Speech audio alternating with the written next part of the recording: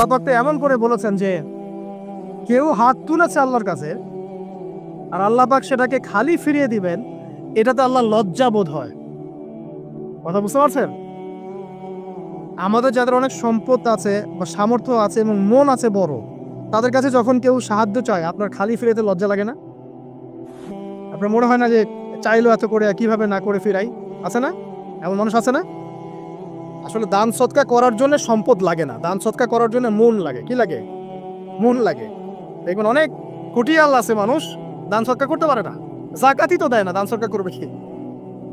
বাংলাদেশে যত কোটিপতিগুলো আছে সবার থেকে জাকাত নেওয়া শুরু করলে এদেশে কোনো দারিদ্রতা বলে কিছু থাকবে না, ইনশাআল্লাহ থাকবেই না, এটাই বাস্তব। কে উদ্ধার করবে সেই টাকা? ইমাম মাহাদি আসলে করবেন ইনশাআল্লাহ, ঈসা ইবনে মারিয়াম আসলে করবেন ইনশাআল্লাহ। তখন কে জাকাত না দিয়ে পার পায় তাই দেখা যাবে। একটা ব্যক্তি পাওয়া যাবে না জাকাত না দিয়ে পার পায়। অবশ্য তখন এমন একটা যুগ আসবে যে মানুষ জাকাতের টাকা নিয়ে ঘুরবে, কিন্তু নেওয়ার মতো মানুষ না, সবাই সচ্ছল। আল্লাহ পাক সেই সুদিন ফিরে আনুক, আমিন। এটা বলছিলাম যে সৎকা করার জন্য মন লাগে, আপনার টাকা লাগে না। এখন আসেন, কেউ যদি আমাদের কাছে এভাবে চায় আমরা খালি ফিরাতে লজ্জাবোধ করি। আল্লাহ পাক বলছেন যে আমার কাছে যখন বান্দা কিছু চায় তার হাতটাকে আমি খালি ফিরাই দেবো, এটাতে আমি লজ্জাবোধ করি। দোয়া করলে কয়েকটা বিষয়ের একটা হবেই, হয় আপনি সাথে সাথে সেটা পাবেন, না হলে একটু দেরিতে পাবেন, না হলে আল্লাহ পাক সেটা জমা করে রাখবেন পরকালের জন্য। পরকালে যখন আপনি দাঁড়াবেন আল্লাহর সামনে, আল্লাহ বলবেন দুনিয়াতে তুমি এই এই বিষয়গুলো চেয়েছিলে, আমি দুনিয়াতে দেই নাই, পরকালে তোমার জন্য সঞ্চিত রেখেছি, এখন না। তখন মানুষ কি বলবো জানেন? আমরা বলবো যে আল্লাহ দুনিয়াতে কিছুই যদি না পাইতাম, আজকেই সব দিলে তাহলেই হবে। তো বেশি বেশি দোয়া করার অভ্যাস তৈরি করেন, বেশি বেশি দোয়া করেন। দোয়াই ইবাদত, আর দোয়া হল ইবাদত, দোয়াই ইবাদত। দোয়া করতে থাকেন, ইনশাআল্লাহ দেখবেন আল্লাহর সাথে আপনার সম্পর্ক গাঢ় হবে। যার সাথে আল্লাহর সম্পর্ক যত বেশি গাঢ় হবে, ইনশাআল্লাহ সে তত বেশি পরকালের বাসিন্দা হবে, দুনিয়ার বাসিন্দা কম হবে। আল্লাহ পাকে নূর এবং মারিফত অর্জন করতে পারবে ইনশাআল্লাহ তাআলা। এবারে আমরা কি করব? এবার মিনিমাম 2 রাকাত নামাজ পড়ার চেষ্টা করেন। রাতের সালাত 2 রাকাত করে আপনি 2, 4, 6, 8, 10, 12, 20 পড়তেই থাকতে পারেন, কোনো সমস্যা নেই। কিন্তু মিনিমাম 2 রাকাত নামাজ তাহাজ্জুদ আপনি পড়ার চেষ্টা করেন। পড়া যাবে না? আর নামাজটাকে তাড়াহুড়া করবেন না, কাইন্ডলি আল্লাহর ওয়াস্তে তাড়াহুড়া করবেন। রিল্যাক্সে কেরাত করেন, রুকুতে সময় দেন, সেজদায় সময় দেন, 2 সেজদার মাঝখানে সময় দেন, শেষ বৈঠকে দোয়াগুলো করেন, তারপর ধীরে স্থিরভাবে সালাম ফিরান, হাত তুলে দোয়া করেন, সময় দেন। কারণ আমি কি বলছি, সূরা জারিয়াতে 56 নম্বর আয়াতে আল্লাহ পাক বলেছেন দুনিয়াতে পাঠিয়েছি শুধু আল্লাহর ইবাদত করার জন্য। তো যে কারণে এসেছি এটাতে এত তাড়া কিসের? অনেক মসজিদে নামাজ পড়লে মনে হয় ইমাম সাহেবকে বলি যে আপনার কি পেশাব পায়খানার চাপ নিয়ে নামাজ পড়ান? এমন অনেক মসজিদে নামাজ পড়েছি, মনে হয় ইমাম সাহেবকে ডেকে একটু কানে কানে বলি যে ভাই আপনার কি পেশাব পায়খানার চাপ আছে? মানে 4 রাকাত নামাজ 3 মিনিটে শেষ, 4 রাকাত নামাজ 4 মিনিটে শেষ, এত তাড়াহুড়ার কি আছে? হ্যাঁ, জামাতে নামাজ সংক্ষিপ্ত করতো, তাই বলে কি এত সংক্ষিপ্ত নাকি রুকু করার টাইম পাওয়া যায় না, সেজদা করার টাইম পাওয়া যায় না? নামাজে ধীর স্থিরতা এবং খুশুটা খুব ইম্পর্টেন্ট। নামাজে কোথায় হাত বাঁধলেন এটা নিয়ে তর্ক না করে, নামাজের একাগ্রতা মনোযোগ কতটুকু আসছে এটা নিয়ে তর্ক করেন। ভিতরের রুহটাই আসল, আধ্যাত্মিকতাটাই আসল। হ্যাঁ, একজন ভাই হাত বেঁধেছে মনে করেন এখানে, কেউ বেঁধেছে এখানে, এটা নিয়ে ঝগড়া করেন। দেখেন নামাজে কতটুকু ফোকাস, মনোযোগ কতটুকু থাকছে, কতটুকু নামাজে আপনি দোয়া করতে শিখছেন, সেজদায় আল্লাহকে পাইতে শিখছেন। নামাজ পড়ে কি ফিল হচ্ছে যে আমি আল্লাহর সাথে কথা বলছি, আল্লাহ আমার কথা শুনছে? আমরা তো মেকানিক্যাল নামাজ অভ্যস্ত এখন, মানে দুনিয়ার কাজের চাপ এত বেশি, জাস্ট মসজিদে যাবো, ঢুকবো, বেরো, চলে আসবো, হাজিরা দিতে আসছি মনে হয়, সিগনেচার করবো, চলে যান, আপনার এত তারা কিসের ভাই? ওমা খালাকতুল জিন্না ওয়াল ইনসা ইল্লা লিয়াবুদুন, শুধু ইবাদত করার জন্যই সৃষ্টি করেছে তোমাদেরকে। তো মসজিদে তো তাড়াহুড়া কেন? রিল্যাক্স থাকেন, মসজিদে রিল্যাক্সে নামাজ পড়েন, সময় নেন। ফজরের নামাজ পড়ার আগে আপনি বাসার থেকে 2 রাকাত সুন্নত পড়ে আসতে পারেন, এটা আরো একটা ভালো আমল। কারণ নবী সাল্লাল্লাহু আলাইহি ওয়াসাল্লাম সুন্নত নামাজগুলো কি করতেন? বাসায় করতেন। এতে বাসার মধ্যে বরকত হবে, শয়তান দূর হয়ে যাবেন সব। এই যে তাহাজ্জুদ আপনি 2, 4, 8, 10 যত পারেন পড়েন, মিনিমাম 2 রাকাত পড়েন, ধীর স্থিরভাবে পড়েন। নামাজ শেষ করে আবার আল্লাহর কাছে দোয়া করেন, দেখবেন যে ইনশাআল্লাহ আপনার দোয়া কবুল হবে। আর দোয়া যে কবুল হয় এটা আপনি নিজেই বুঝতে পারবেন, নিজেই বুঝবেন। কারো কাছে যাওয়া লাগবে না। এবার ফজরের সালাতের সময় হয়ে গেল, আজান হচ্ছে, আজানের জবাব দিব, দিয়ে ব্যাস হেঁটে হেঁটে মসজিদ, প্রত্যেক পদক্ষেপ হেঁটে যাব আর দোয়া করব। কি দোয়া করব? যে আল্লাহ আমাকে নূর দান করো। কি দান করো?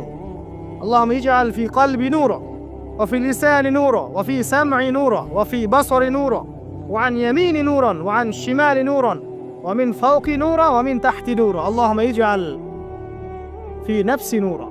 মানে এর অর্থ হচ্ছে আল্লাহ আপনি আবার ডানে বামে সামনে পিছনে শরীরে আত্মায় দেহে সবখানে আল্লাহ আপনার নূর দান করুন। নূর কেন? কারণ দুনিয়ার মধ্যে অনেক অন্ধকার, অন্ধকার না, সব জাহিলিয়াতে অন্ধকার। এখানে পথ চলতে হলে নূর লাগবে, আলো লাগবে। এটা কে দিবে? আল্লাহ দিবে। কবর বড় অন্ধকার, ওখানে থাকতে হলে ভালোভাবে কি লাগবে? আলো লাগবে। হাসরের মাঠ অন্ধকার, ওখানে ভালোভাবে থাকতে হলে কি লাগবে? আলো লাগবে। এই জন্য নামাজে যাওয়ার সময় অন্ধকার সময় এই দোয়াগুলো করতে হয়। আর তার আগে একটা কথা বলতে ভুলে গেছি, বাসা থেকে যে বের হচ্ছেন তখন কি পড়বেন? কি পড়বেন? বিসমিল্লাহি তাওয়াক্কালতু আলাল্লাহ ওয়ালা হাওলা ওয়ালা কুওয়াতা ইল্লা বিল্লাহ। এটা পড়ে বের হলে শয়তান দূরে চলে যাবে, ফেরেশতা আপনার কাছে চলে আসবে। এবার নামাজে আসলাম, জামাতের সাথে নামাজ পড়বেন, ফজরের নামাজ, এবং ফজরের সালাতের কেরাতটা লম্বা করার চেষ্টা করুন। এটা সুন্নাত, ফজরের সালাতের কেরাত লম্বা করা সুন্নাত। এবং নামাজ শেষ হওয়ার সাথে সাথেই উঠে চলে যাবেন না। নামাজ শেষ, এবার আপনি ওখানে বসে থাকবেন, বসে বসে জিকির আজগারগুলো করবেন। কি কি জিকির করবেন আমি কয়েকটা আপনাদেরকে শিখিয়ে দিচ্ছি, বাকিগুলো আপনারা কিতাব থেকে শিখে নেবেন। সালাম ফেরানো শেষ, প্রথমে একবার আল্লাহু আকবার, তারপর 3 বার আস্তাগফিরুল্লাহ আস্তাগফিরুল্লাহ আস্তাগফিরুল্লাহ। এরপরে পড়বেন আল্লাহুম্মা আনতাস সালাম ওয়া মিনকাস সালাম তাবারাকতা ইয়া যাল জালালি ওয়াল ইকরাম পড়বেন। তারপর আল্লাহুম্মা আইন্নি আলা যিকরিক ওয়া শুকরিকা ওয়া হুসনি ইবাদাতিক। এরপরে পড়তে পারেন আয়াতুল কুরসি, যেটা একটু আগে বলেছি, তাসবিহাত সুবহানাল্লাহ আলহামদুলিল্লাহ আল্লাহু আকবার 33 33 33, পরে কালিমা শাহাদা, অথবা 10 10 10ও পড়ার দলিল আছে। এরপরে পড়বেন সুবহানাল্লাহি ওয়া বিহামদিহি আদাদা খালকিহি ওয়া রিদা নাফসিহি ওয়া জিনাতা আরশিহি ওয়া মিদাদা কালিমাতি, 3 বার, এটা 3 বার। তারপর 3 কুল 3 বার পড়ে, সূরা ইখলাস 3 বার, ফালাক 3 বার, নাস 3 বার, সূরা হাশরের শেষ 3 আয়াত একবার। এরপরে পড়বেন সাইয়্যিদুল ইস্তিগফার, মানে সমস্ত ইস্তিগফারের শ্রেষ্ঠ ইস্তিগফার। এটা কোনটা? কোনটা? আল্লাহুম্মা আনতা রাব্বি লা ইলাহা ইল্লা আনতা খালাকতানি আনা আবদুক ওয়া আনা আলা আহদিক ওয়া ওয়া'দিক মাসতাতা'তু আউযু বিকা মিন শাররি মা সানাত আবুউ লাকা বিনি'মাতিকা আলাইয়া ওয়া আবুউ বিযানবি ফাগফিরলি ফাইন্নাহু লা ইয়াগফিরু যুনুবা ইল্লা আনতা। এটা যে পড়বে সকালে পড়ে যদি রাতের মধ্যে মারা যায় জান্নাত ইনশাআল্লাহ। আবার সন্ধ্যায় পড়ে যদি সকালের আগে মারা যায় জান্নাত ইনশাআল্লাহ। এত বড় অস্ত্র, এত বড় একটা সুযোগ। এরপরে পড়বেন আমার পছন্দের কয়েকটা, আউযু বিকালিমাতিল্লাহি তাম্মাতি মিন শাররি মা খালাক 3 বার। এটা যদি আপনি পড়েন আপনি দৃশ্য অদৃশ্যের ক্ষতি থেকে বেঁচে থাকবেন ইনশাআল্লাহ। দুষ্ট জিন শয়তান আপনার কোনো ক্ষতি করতে পারবেন ইনশাআল্লাহ। আর একটা খুবই শক্তিশালী দোয়া আছে, সেটা হলো বিসমিল্লাহিল্লাযী লা ইয়াদুররু মা ইসমিহি শাইউন ফিল আরদ ওয়ালা ফিস সামা ওয়া হুয়াস সামিউল আলিম, 3 বার করে। এইটা যে পড়বে, এই যে জিন বলেন, ভূত বলেন, এই যে পেতনি বলেন, যেগুলো আমরা ভয় পাই, ঠিক আছে, চোখ লাগা বলেন, বদনজর বলেন, যা যা আছে, হিংসুকের হিংসা, কোনো কিছুই আপনার কোনো ক্ষতি করবে না এবং ইনশাআল্লাহ আপনি হঠাৎ মৃত্যুবরণ থেকে বেঁচে থাকবেন ইনশাআল্লাহ। হঠাৎ মৃত্যুবরণ, এটা কিন্তু সবার জন্য নিয়ামত না, এটা সবার জন্য নিয়ামত না। তারপরে আসেন, এরপর পড়বেন 10 বার লা ইলাহা ইল্লাল্লাহু ওয়াহদাহু লা শারীকা লাহু লাহুল মুলকু ওয়া লাহুল হামদ ওয়া হুয়া আলা কুল্লি শাইইন কাদির। এটা 10 বার পড়লেও হবে। আর যদি 100 বার করতে পারেন তাহলে আপনার চেয়ে বেশি নেকি কেউই অর্জন করতে পারবে না। যদি 100 বার এই দোয়াটা কেউ পড়ে সারাদিনে, লা ইলাহা ইল্লাল্লাহু ওয়াহদাহু লা শারীকা লাহু লাহুল মুলক ওয়া লাহুল হামদ ওয়া হুয়া আলা কুল্লি শাইইন কাদির, ওই দিন শয়তান তার কাছে আসবে না। 100 গুনাহ আমলনামা থেকে কেটে দেওয়া হবে, 100 নেকি লিখে দেওয়া হবে এবং আল্লাহর কাছে দিন শেষে একটা তালিকা পেশ করা হয়, আজকের দিনে কে কি আমল করেছে, এই তালিকায় তার নাম দেখবেন সবার আগে আছে। ওই ব্যক্তির নামও থাকতে পারে যে 100 বারের চেয়ে বেশি পড়েছে, তখন তার নাম আগে চলে যাবে, এর নামটা পরে চলে আসবে। কথা বুঝতে পারছেন? মিনিমাম 100 বার পড়তে পারলে খুব ভালো হয়, যদি না পারেন কমপক্ষে কয়বার? 10 বার। আসেন, এরপরে পড়বেন 10 বার দরুদ শরীফ, আল্লাহুম্মা সাল্লি আলা মুহাম্মাদ ওয়া আলা আলি মুহাম্মাদ যেটা আছে দরুদ ইব্রাহিম এটা পড়তে পারেন, অথবা ছোট করে পড়তে পারেন আল্লাহুম্মা সাল্লি ওয়া সাল্লিম আলা নবিয়িনা মুহাম্মদ, এটা পড়লেও হবে, অথবা আল্লাহুম্মা সাল্লি আলা মুহাম্মাদ ওয়া সাল্লিম, এতটুকু পড়লেও ইনশাআল্লাহ হক আদায় হয়ে যাবে। 10 বার যে ব্যক্তি দরুদ পড়ে সকালে সন্ধ্যায়, নবী সাল্লাল্লাহু আলাইহি ওয়াসাল্লাম তার জন্য পরকালে সুপারিশ করবেন ইনশাআল্লাহ। যদি আমরা নবীজির সুপারিশ পেতে চাই, দরুদের কোনো বিকল্প নাই, বেশি বেশি দরুদ পড়তে থাকেন, তার সুন্নাহ অনুসরণ করেন, বেশি বেশি দরুদ পড়তে থাকেন, মিনিমাম সকালে 10 বার, সন্ধ্যায় 10 বার, ইনশাআল্লাহ আল্লাহ নবী সুপারিশ করবেন ইনশাআল্লাহ তাআলা। আরেকটা আছে রাদিতু বিল্লাহি রাব্বান ওয়া বিল ইসলামি দীনান ওয়া বি মুহাম্মাদিন সাল্লাল্লাহু আলাইহি ওয়াসাল্লাম নবিয়্যা, এর একটা বড় ফজিলত আছে। কি ফজিলত? যে ব্যক্তি এই দোয়াটা সকাল সন্ধ্যা 3 বার করে পড়ে, কিয়ামতের মাঠে আল্লাহ পাকের উপর হক হয়ে যাবে, ওয়াজিব হয়ে যাবে, আল্লাহ ওই ব্যক্তিকে সন্তুষ্ট করে দিবেন ইনশাআল্লাহ। সন্তুষ্ট করে দিবেন মানে কি? ইনশাআল্লাহ সে জান্নাতে যাবে। আরেকটা আছে, এটা বলে শেষ করি, হাসবি আল্লাহু লা ইলাহা ইল্লাহু আলাইহি তাওয়াক্কালতু ওয়া হুয়া রাব্বুল আরশিল আযীম, এটা পড়তে হবে 7 বার। কয়বার? 7 বার। তাহলে কি হবে? আপনার দুনিয়া আখিরাতের যে চাওয়া পাওয়াগুলো আছে, এর জন্য আল্লাহ পাকই আপনার জন্য যথেষ্ট হয়ে যাবে ইনশাআল্লাহ, কাউকে লাগবে না। এগুলা ফরজ নামাজ মানে ফজরের নামাজ জামাতে পড়ার পরে বসে বসে এইগুলো করতে থাকবেন। যদি দোয়া আগে করা হয়, নামাজে মোনাজাত যেটা হচ্ছে আমাদের সমাজে, এটা যদি আগে করে ফেলা হয়, তাহলে দোয়ার পরে বসে থাকবেন, বসে বসে এগুলো পড়তে থাকবেন। যদি পড়েন, ইশরাকের নামাজটা পড়ে মসজিদ থেকে বের হতে পারে। ইশরাকের নামাজ মানে ফজরের সূর্য উঠে যাওয়ার পরে 2 রাকাত নফল পড়ে যে ব্যক্তি যাবে বাসায়, মানে প্রথমে ফজরের নামাজ জামাতে পড়েছে, জিকির আজকার করেছে, ইশরাকের সময় হয়েছে, নামাজ পড়ে বের হলো, এই ব্যক্তির আমল নামায় একটা কবুল হজের নেকি দেওয়া হবে, একটা কবুল উমরার নেকি দেওয়া হবে। এগুলো খুবই সহজে আমল করা যায়। এরপরে আপনি বাসায় ফিরে গিয়ে বা মসজিদেই কোরআন তেলাওয়াত করবেন। আমরা কোরআন তেলাওয়াত করব, কোরআন তেলাওয়াত করবেন 1 পারা, 1 পারা পারেন না অর্ধেক পারা, অর্ধেক পারা পারেন না 5 পৃষ্ঠা, 5 পৃষ্ঠা পারেন না কমপক্ষে 1 পৃষ্ঠা পারবেন না, 1 পৃষ্ঠা করে হলেও প্রতিদিন কোরআন তেলাওয়াত করতে হবে। পারবেন না ইনশাআল্লাহ? প্রত্যেক হরফে 10 নেকি পাবেন। কোরআন আপনার পক্ষে সুপারিশ করবে ইনশাআল্লাহ, এবং এই কোরআন আপনাকে ছায়া দিবে, সূরা বাকারা আলে ইমরানের মতো ছায়া দিবে কিয়ামতের মাঠে। এবং এটা নবী সাল্লাল্লাহু আলাইহি ওয়াসাল্লাম যেটা বলেছেন, আল কোরআন হুজ্জাতুল লাকা ওয়া আলাইক, এটা তোমার পক্ষে সাক্ষী দিবে অথবা বিপক্ষে সাক্ষী দিবে। তো কোরআন তেলাওয়াত করবেন। এরপরে আমরা কি করি? আমরা হয়তো যে যার মতো চলে যাই, কেউ স্কুলে চলে যান, নাস্তা করেন। আচ্ছা, নাস্তার আগে একটা কথা বলি, সকালে নাস্তা করবেন এমনভাবে যে, এখনকার ডক্টররাও বলেন এই কথাটা, সকালবেলা একটু বেশি খেতে হয়, সকালবেলা একটু বেশি হেভি ফুড নিতে হয়, দুপুরে তার চেয়ে একটু কম, রাতে আরও কম। আর আমাদের তো উল্টা, কিন্তু সকালে অল্প একটু, দুপুরে একদম বিশাল, রাতের বেলা আরও বিশাল, নাকি? তো নিয়মটা হচ্ছে এই যে সকালে খেতে হয় বেশি, সারাদিন আপনাকে কাজ করতে হবে, সকালে আপনাকে বেশি হাইজেনিক ভালো ফুড খেতে হবে, দুপুরে তার চেয়ে একটু কম, আর রাতে তার চেয়ে কম। এভাবে খেতে পারলে প্রফিটিক খাওয়া হবে ইনশাল্লাহ। আর খাবার আমাদের সুন্নাহ মতো খাওয়ার দরকার নেই, নবী সাল্লাল্লাহু আলাইহি ওয়াসাল্লামের সুন্নাহ মতো খায়। আমাদের সুন্নাহটা কেমন? আমরা 7 পেট খাই। কয় পেট? 7 পেট। যদি পেটের মধ্যে কিছু জায়গা ফাঁকা থাকে, সেটাও কিছু মিষ্টি দিয়ে ঢুকায় সাবার করে ভর্তি করতে হবে। এটা চ্যালেঞ্জ, পেটটা ভর্তি করতে হবে। আর নবী সাল্লাল্লাহু আলাইহি ওয়াসাল্লাম খেতেন এভাবে যে পেটটাকে 3 ভাগ করতেন, 1 ভাগ খাবার খেতেন, 1 ভাগ তিনি পানীয় পান করতেন, আর 1 ভাগটা ফাঁকা রাখতেন।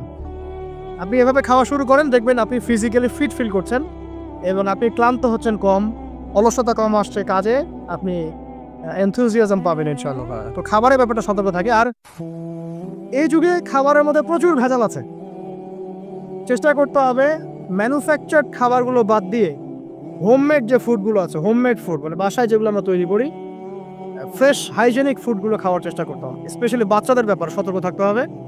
বাচ্চাদেরকে, তরুণদেরকে এমন কোনো খাবার খাওয়া যাবে না যে খাবারটা খেলে আপনি অসুস্থ হয়ে যান, আপনার স্ট্যামিনার কমে যায়, আপনি ফিজিক্যালি দুর্বল হয়ে পড়েন। এটা খুব খেয়াল রাখবেন। খাবার, এই যে আপনারা যে গ্রাম অঞ্চলে থাকেন, আপনারা সৌভাগ্যবান একদিক থেকে যে আপনারা ফ্রেশ খাবার উৎপন্ন করে খেতে পারেন। শেষ জামানায় খাবারের মধ্যে খুব ভেজাল আসবে, এটা বিভিন্ন হাদিস দিয়ে মেলানো যায়, আমি ওইদিকে যাচ্ছি না। কনক্লুশন বললাম, শেষ জামানায় খাবারে প্রচুর ভেজাল আসবে। তো এই ভেজালগুলো থেকে দূরে থাকতে হলে আমাদেরকে হাইজেনিক ফুডের দিকে ফোকাস করতে হবে এবং প্রোডাক্ট খাবার উৎপন্ন করে খেতে পারলে খুব বেশি ভালো হয়, না পারলে রুট লেভেল থেকে খাবার নিয়ে আসতে হবে। আর অ্যাটলিস্ট ম্যানুফ্যাকচার যে খাবারগুলো বাজারে ঘোরাফেরা করে এগুলো অ্যাভয়েড করতে হবে। দেখতে অনেক মুখরোচক লাগতে পারে, স্বাদ অনেক মজা হতে পারে, কিন্তু এগুলো শরীরের জন্য অনেক ক্ষতিকর। এতে করে আমাদের যুব সমাজ আস্তে আস্তে কিন্তু দুর্বল হয়ে যাচ্ছে। এখনকার যুব সমাজকে তাকায় দেখেন, আমাদের বাদদেরকে তাকায় দেখেন, যারা এখানে বয়স্ক মুরব্বী আছে দেখেন, একজন মুরব্বীর সাথে এখনকার যুবকের কুস্তি লাগান, পাঞ্জা লাগান, বা ওই যে একটা রিংয়ের মধ্যে ঢুকায় বক্সিং ম্যাচ দেন, একটা দেখেন, দেখেন কে পারে। আমি নিশ্চিত ওই চাচাই পারো। আমরা নিজেরাই তো এর প্রমাণ। আমাদের বাপ দাদাদের বয়সী যারা আছেন তারা এখনো দিব্যি মাঠে কাজ করে, দেখবেন 4 ঘন্টা 5 ঘন্টা 8 ঘন্টা রিক্সা চালাচ্ছে, ভ্যান চালাচ্ছে, কৃষি কাজ করছে, কত পরিশ্রম করছে। আর আমাদের যুব সমাজে তাকায় দেখেন না, আপনি একটু চেহারাগুলো দেখেন না, চেহারাগুলো তাকায় দেখেন, চাপাগুলো বসে গেছে গাঁজা খেতে খেতে, হিরোইন খেতে খেতে দেখবেন চাপাগুলো বসে গেছে একদম, চোখগুলো ঢুকে গেছে একদম মাদক খেতে খেতে। হ্যাঁ, হস্তমৈথুন করতে করতে শরীর রোগা, চলতে পারে না। কথা শুনতে খারাপ লাগছে এগুলা? না, বাস্তব, এগুলোই বাস্তব এখন। হ্যাঁ, ঘুম নাই, সারা রাত জাগরা, ওই যে ফজরের পর ঘুমায়, আর রাতে ওই যে বিকাল 4টায় ওঠে, দেখবেন শরীরটার দিকে তাকায় দেখে, চলতে পারে, এনার্জি নাই। একটা ক্রিকেট ম্যাচে লাগাই দেন, ও দেখবেন 2-4 ওভার ব্যাটিং করে শেষ। কোন কাজ করতে পারবে? ওই মাঠের বাইরে থেকে বলতে পারবে যে আর এই খেলতে পারে না, ও অমুক খেলতে পারে না, তমুক খেলতে পারে না। ওকে লাগাই দেন না, ব্যাটটা ধরে ধরায় লাগাই দেন, দেখবেন ও কয়টা পিটাতে পারবে। জিম করে না, ফিজিক্যালি এক্সারসাইজগুলো করে না, স্কিল নাই। আগেকার মানুষ অনেক স্কিল ছিল, তারা ঘরের কাজ পারতো, সাঁতার পারতো, তারা মার্শাল আর্ট পারতো, কৃষিকাজ পারতো, অন্যান্য বিভিন্ন সেক্টরে তারা কিন্তু মানে মাল্টি প্রতিভার অধিকারী ছিল। স্কিল কম, দেখবেন একদিকে ফোকাস করা। এগুলো কিভাবে হলো আসলে? এগুলো তো একদিনে হয়নি। সারাদিন দেখবেন ফোনে, আর ওই মেয়ের পিছনে, আর কফি শপে, অথবা মিউজিকের কোনো ইনস্ট্রুমেন্ট নিয়ে বসে আছে, অথবা এর মাঝে যদি কেউ মন্দের ভালো থেকে থাকে সে দেখবেন টিকটক করছে। এগুলাই এখনকার পুরুষদের মধ্যে, ইয়াং জেনারেশনের মধ্যে ওই সৌর্য বীর্য গায়েরত্ব পাওয়া যায় না। দেখবেন গায়েরত একটা ব্যাপার আছে, গায়েরত সৌর্য বীর্য এটা নাই। এর অন্যতম একটা কারণ এটাও, এখানে খাদ্যাভ্যাসের একটা ব্যাপার আছে।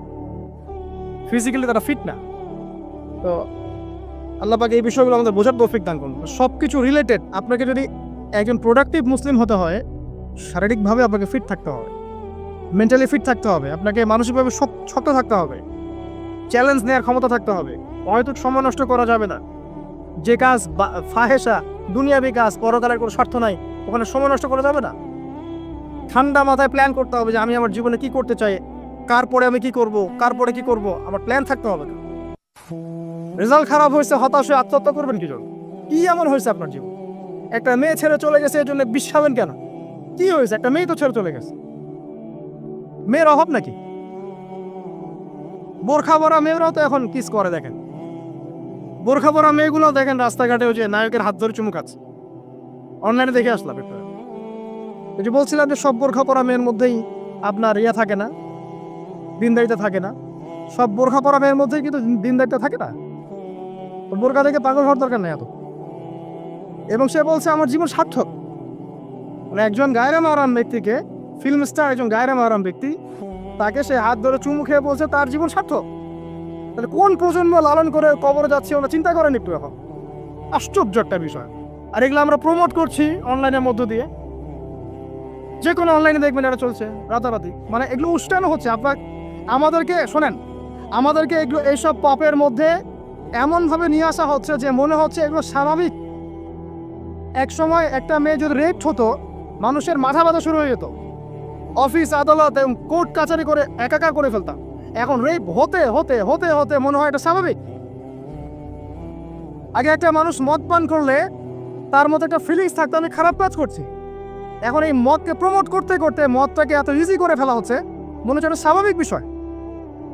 মানুষ খুন করাটা, আগে একটা মানুষকে খুন করলে মানুষ মনে হতো যেটা এটা বিশাল পাপ একটা। সমাজের মানুষ ওর দিকে খারাপ চোখে তাকা থাকতো, আর খুন হতে হতে হতে মানুষ মিডিয়া এটাকে প্রমোট করছে, করতে করতে নর্মাল। এই পাপগুলোকে নর্মাল করে ফেলার ট্রেন্ডটা মিডিয়ার মধ্যে দিয়ে করা হয়েছে, স্বাভাবিকভাবে নেওয়া সব কিছু। গার্লফ্রেন্ড বয়ফ্রেন্ড অ্যাফেয়ার্সকে আগে মানুষ লুকায় লুকায় করতো, চিঠি দিলেও লুকায় লুকায়, যেটা কেউ জানতে না পারে। এখন ওপেন রাস্তায় সব, মানে এটা নর্মাল করে ফেলা হচ্ছে। আরো যে কি হবে সামনে আল্লাহ ভালো জানেন। সুবহানাল্লাহ। যারা বড় বড় শহরগুলোতে থাকে তাদের তো মানে দিন শুরু হয় আল্লাহ নাফরমানি দিয়ে, আর রাত আসে মানুষের গজব দিয়ে, মানুষের অভিশাপ দিয়ে।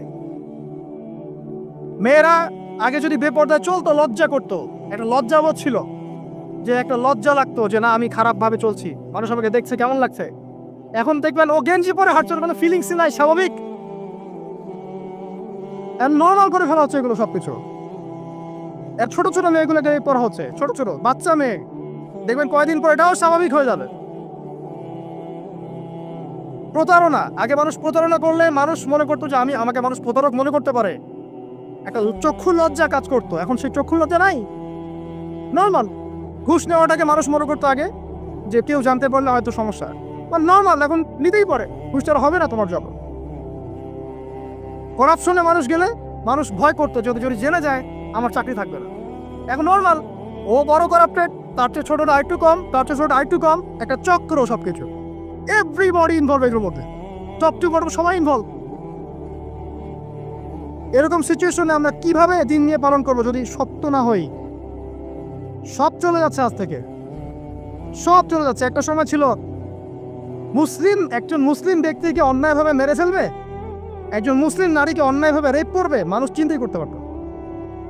একজন মুসলিম নারীর সম্ভ্রম বাঁচানোর জন্য এই ভারতবর্ষে সশস্ত্র যুদ্ধ হয়েছে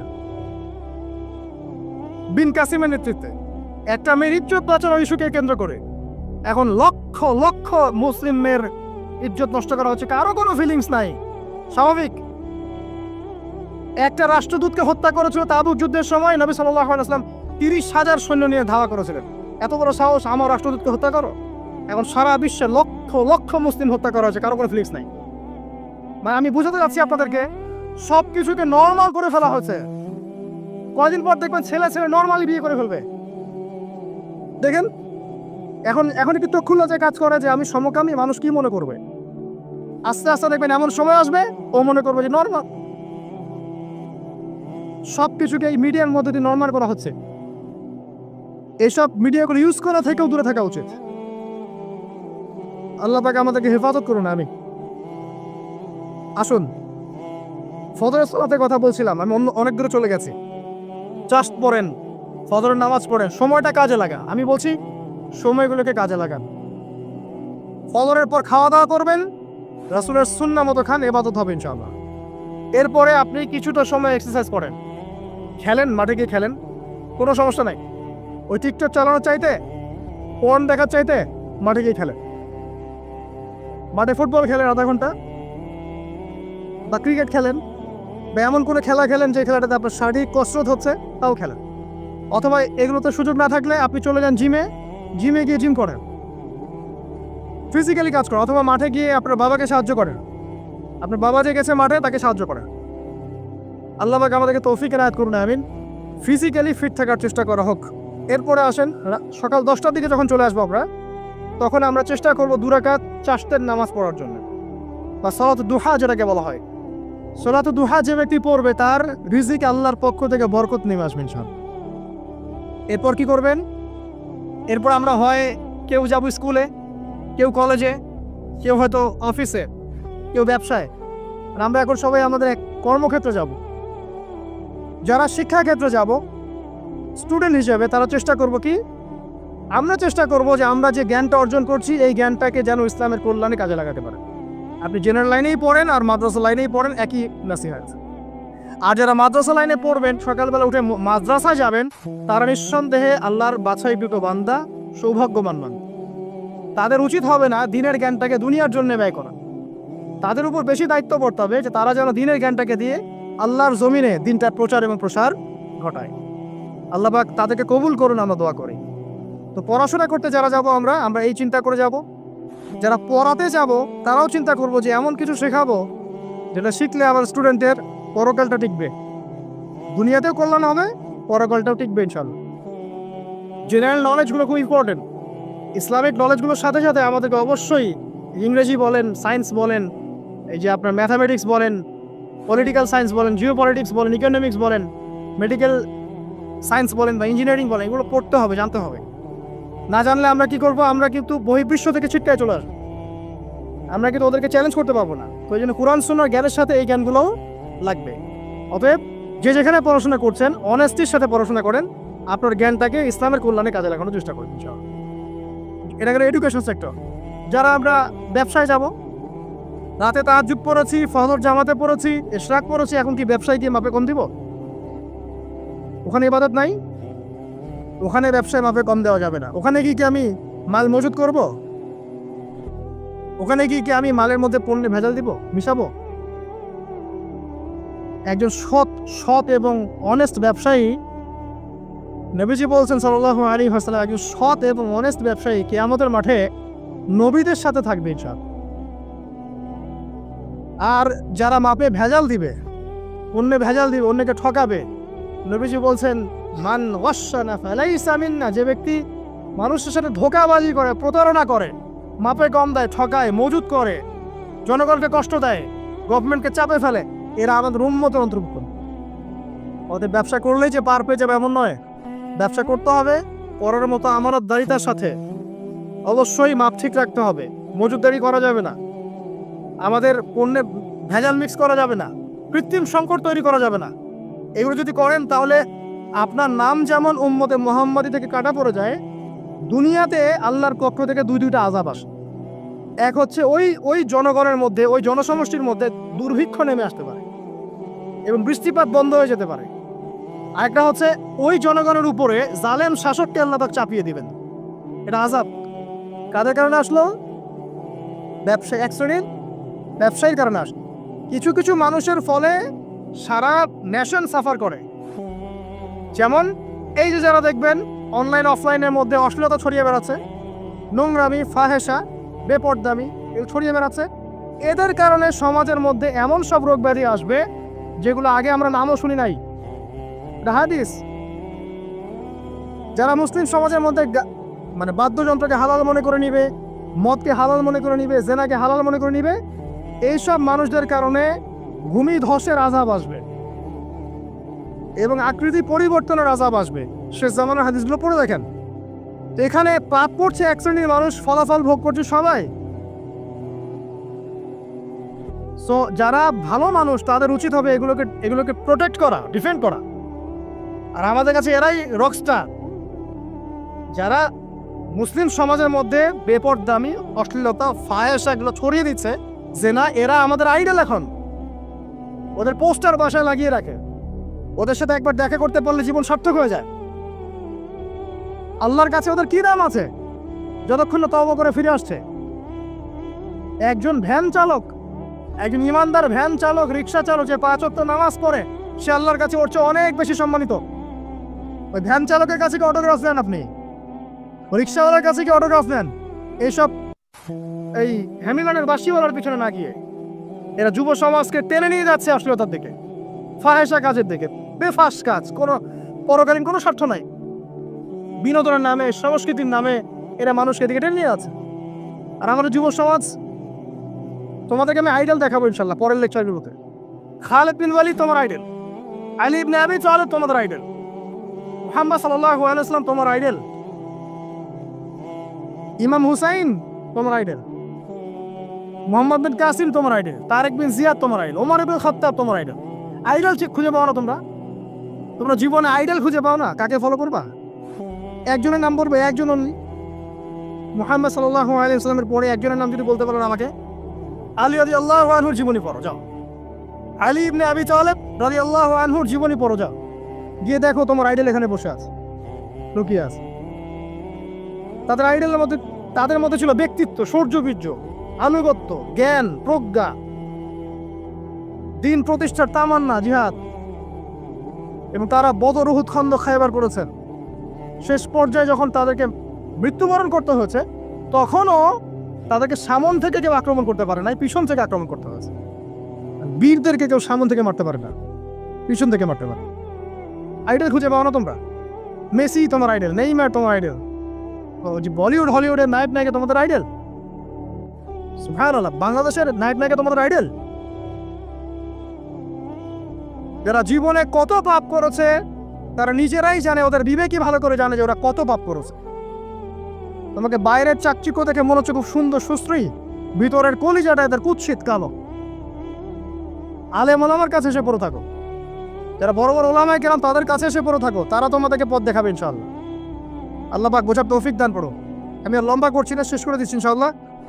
লেখাপড়া এবং ওয়ার্কের বিষয়গুলো বলছিলাম যে আমরা যারা লেখাপড়া করব, প্রফিটিক লাইফস্টাইল করতে হলে এবং প্রোডাক্টিভ মুসলিম হতে হলে লেখাপড়াটা করতে হবে আল্লাহ সন্তুষ্টির জন্যে। চাকরি বাকরি ব্যবসা বাণিজ্য যাই করে, কৃষিকাজ, সব কিছুর উদ্দেশ্য হবে কি? আল্লাহ সন্তুষ্টি অর্জন করে এবং ওই ক্ষেত্রে সৎ থাকা, কাউকে না ঠকানো, মাপে কম না দেওয়া, দুর্নীতি না করা, ঘুষ না নেওয়া। তাহলে আপনার জীবনের প্রত্যেকটা কাজে কি হবে? ইবাদত হিসেবে গণ্য হবে ইনশাআল্লাহ তাআলা। শেষ করার আগে আমরা জোহরের ওয়াক্তে চলে আসছি। আপনি আপনার জব সেকশনে কাজ করছেন, নামাজের ওয়াক্ত হলো, নামাজ পড়ে নেবেন। আচ্ছা, নামাজের আগে আপনি 4 রাকাত সুন্নত পড়বেন, শেষে 2 রাকাত। চেষ্টা করবেন দিনে 12 রাকাত সুন্নত পড়ার জন্য।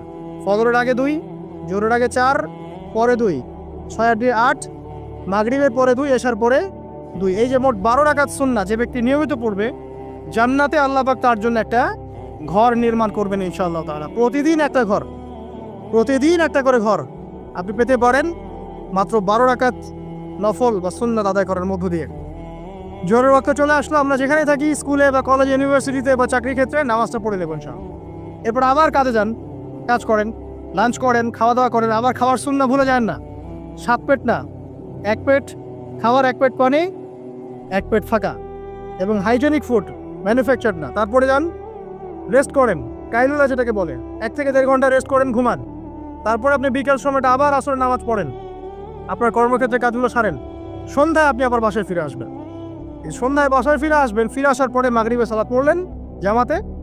পড়ার পরে বিকেল টাইমটা, মাগরিবের আগে বিকেল টাইমটা আপনি ঘুরতে যান, পরিবারকে সময় দেন, বাচ্চাদেরকে সময় দেন, একটু দিনী ভাইদের সাথে বসেন।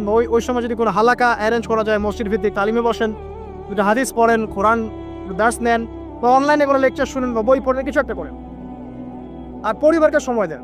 পরিবারকে সময় দেওয়ার পর মাগরিবের ওয়াক্ত হয়ে যাওয়ার পরে, মাগরিবের নামাজ শেষ, ফজরের পর আপনি যে আমলগুলো করেছেন মাগরিবের পর, সেই আমলগুলো আবার করতে হবে, সেম কাজ। এভাবে করতে করতে দেখবেন 1 ঘন্টা চলে গেল। বাসায় গিয়ে আপনি পরিবারকে সময় দেন, আপনার অফিসের কাজ, হোমওয়ার্ক, স্কুলের কাজ, ইউনিভার্সিটির কাজ, এগুলো শেষ করেন। শেষ করার পরে আপনি রাতের খাবার খেয়ে নেন, খেয়ে নিয়ে আবার চলে আসেন মসজিদে, এশার নামাজ পড়েন, পড়ে বাসায় গিয়ে জাস্ট ঘুম, আর দেখা দেখি নেই। তখন আপনি আবার দেখবেন ফজর ওই 4টা 3টে উঠতে পারবেন, তাহাজ্জুদ পড়তে পারবেন, ফজর পড়তে পারবেন, আবার আপনার দিনটা লম্বা হবে ইনশাআল্লাহ। এভাবে 1 দিন 2 দিন না, সপ্তাহে 7 দিন, মাসে 30 দিন, বছরে 365 দিন যখন এই প্রজন্ম কাটাতে পারবে, আমরা কাটাতে পারবো, তখন আমাদের মুখে মানাবে দিন ইসলাম প্রতিষ্ঠার কথা। তার আগে আমাদের মুখে এসব কথা মানায় না। এখন আমাদের মুখে এসব কথা এখন মানাচ্ছে না, কারণ আমরা তো আমলই করছি না। আমাদের ঈমান আকীদা ঠিক নাই, আমাদের প্রফিটিক লাইফস্টাইলই তো নাই, নবী সাল্লাল্লাহু আলাইহি ওয়াসাল্লামের মতো লাইফস্টাইলই তো নাই আমাদের। তাহলে আমাদের দ্বারা কেমন করে দিনের পতাকা আল্লাহর জমিনে প্রতিষ্ঠিত হবে বলেন তো দেখি? এভাবে যখন একটা উম্মাহ গড়ে উঠবে, খুবই ডিফিকাল্ট, এটা কিন্তু অনেক বড় চ্যালেঞ্জ। আমি এটাই সবচেয়ে বিগ টাস্ক এখন, যে এই আমরা যারা আছি, আমাদের ইয়াং তরুণ প্রজন্ম, আমাদের মা বোন, বাচ্চা কাচ্চা এবং আমাদের বৃদ্ধ, সবাই মিলে যখন এইভাবে মুভ করবে, তখন দেখবেন একটা জাতি সকাল থেকেই সজাগ, সকাল থেকে জাতি সজাগ। যেমন একটা চমৎকার একটা আইন করা হয়েছে না, রাত 8টায় সব বন্ধ, খুবই ভালো। কেউ অ্যাপ্রিসিয়েট করুক না করুক, আমি শুরুতেই বলেছি আলহামদুলিল্লাহ, খুব ভালো। অ্যাটলিস্ট এখন 10টায় ঘুমাতে পারেন, তারপরেও দেখবেন 3টার আগে ঘুমাচ্ছে না। কিন্তু আপনি মদিনায় গিয়ে দেখবেন ফজরের পর থেকেই সব কিছু লাইভ, স্কুল, কলেজ, দোকানপাট, অফিস, সব ওপেন। কারণ আমাদের উম্মত, এই উম্মতের জন্য ফজরের পরের সময়টাতেই বরকত রাখা হয়েছে। যে সময়টা আমরা পাই না। আমাদের সকাল হয় 11টায়, আমাদের সকাল হয় 10টায়, কর্মক্ষেত্র শুরু হয় 10টায়। এই জন্য সকাল ওই যে 5টা থেকে 10টা, এই বরকতটা আমরা পাই না। আর বরকত কি জিনিস আপনি কি চোখে দেখতে পারেন? এমন একজন সালাফের কথা পড়লাম যিনি 40 বছর বেঁচে ছিলেন। কত বছর? 40 বছর। এই 40 বছরে তিনি প্রায় 300টা বই লিখেছেন। কয়টা? 300টা। এখন বলেন, আমরা এখানে যারা বসে আছি অনেকে 40 পার করে ফেলছি না? আমরা এই 40 বছরে কিছু করতে পেরেছি? এই 40 বছরে একটা মানুষ 300টা বই লিখতে পারে? তাহলে আমরা বুঝতে পারছি যে তাদের সময়ের যে বরকত আর আমাদের হায়াতের বরকত এক না। বরকত সম্পূর্ণ ভিন্ন জিনিস, যেটা আমরা চাক্ষুষ দেখা জ্ঞান দিয়ে বিশ্লেষণ করতে পারবো না। পারবো না। আরও বুঝাচ্ছি, দেখুন, রাসূলুল্লাহ সাল্লাল্লাহু আলাইহি ওয়াসাল্লাম সারাদিনে কত কাজ করতেন। তাহাজ্জুদ পড়তেন, শেষ রাত্রে উঠতেন, রাতের এক অংশ ঘুমাতেন, আরেক অংশ উঠতেন, উঠে তাহাজ্জুদে নামাজ পড়তেন, লম্বা কেরাত, মানে এক রাকাতে প্রায় 4 পারা কোরআন তেলাওয়াত করেছেন। এক রাকাতে 4 পারা। আমরা তো 4টা আয়াত পড়লেই একদম তাড়াতাড়ি রুকু করতে হবে, দাঁড়ায় থাকতে পারতেছি না। তাই নামাজ তো ডিজিটাল, এখন যুগের সাথে সাথে নামাজও গিয়ে ডিজিটাল। অনেক মসজিদে নামাজ পড়লে মনে হয় ইমাম সাহেব পেশাব পায়খানা চাপ নিয়ে নামাজ পড়াচ্ছে মনে হয়। তাড়াতাড়ি নামাজ শেষ করতে পারলে বাঁচে। আবার দেখা যায় মাঝে মাঝে যে নামাজ মানুষ পড়তেছে না, মানে নামাজ পড়ানোর দায়িত্ব সে পালন করছে, নামাজ নিজে পড়তেছে না।